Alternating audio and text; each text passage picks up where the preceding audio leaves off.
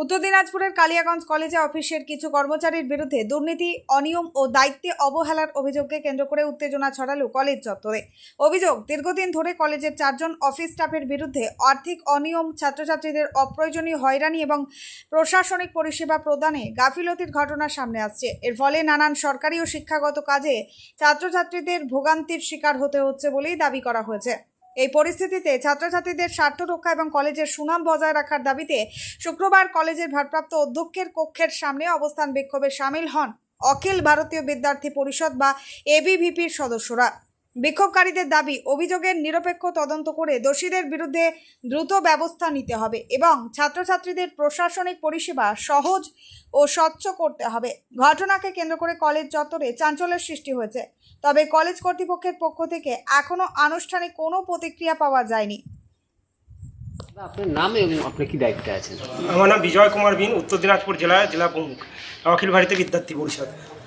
যে বিষয়টা কালিয়াগঞ্জ কলেজে ঘটে গেছে, সেই বিষয়টা তোলাবাজির বিষয় আমরা দেখেছি। বিগত দিনের সরকার, যে সরকার তোলাবাজির মাধ্যমে এই সরকার পরিচালনা হতো, তারই কাঠগড়া হিসেবে এখনও পর্যন্ত সেই স্বপ্ন, সেই যে সুখের দিন, সেই সুখের দিন কালিয়াগঞ্জ কলেজের কিছু স্টাফরা তারা ভুলতে পারেনি।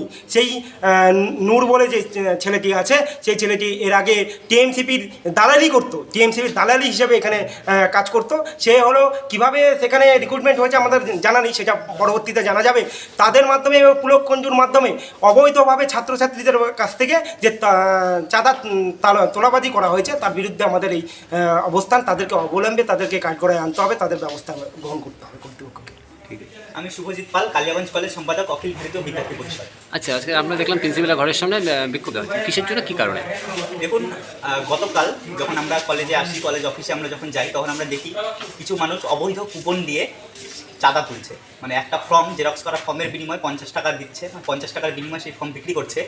এবং অথরিটিকে যখন আমরা এই বিষয়ে জানাই, তখন অথরিটি বলে আমার কাছে এরকম কোনো ইনফরমেশান নেই। তো এই যে এক প্রকার সিন্ডিকেট, এই এক প্রকার চাঁদাবাজি, এই চাঁদাবাজি যখন আমরা এক্সপোজ করেছি সবার সামনে, অথরিটির সামনে এক্সপোজ করেছি, তারপরেও 24 ঘন্টা অতিক্রান্ত, এখনও তাদের বিরুদ্ধে কোনো স্টেপ নেওয়া হলো না কেন? কারা করছে জানা গেছে? এখানে মূলত 4 জন অভিযুক্তদের মধ্যে মূলত পুলক কুন্ডু, নূর ইসলাম, মেহেদি হাসান এবং সুমিতা দেব নামে 4 জন নন টিচিং স্টাফ, তারা এর সাথে জড়িত। আচ্ছা, কিসের ফর্ম তারা 50 টাকা? তারা একটি প্রফেশনাল সার্টিফিকেটের একটি ফর্ম, সেটা তারা জেরক্স করা একটি ফর্ম, জেরক্স করার মূল্য 2 টাকা, সবাই জানি আমরা। সেই ফর্ম 50 টাকার বিনিময়ে বিক্রি করছে এবং তার বিনিময়ে একটা ছোট্ট কুপন, সেই কুপন দেওয়া হচ্ছে। এই শুধু এই বিষয়ে এই বিষয়ের উপরে আপনারা আজকে বিক্ষোভ? হ্যাঁ।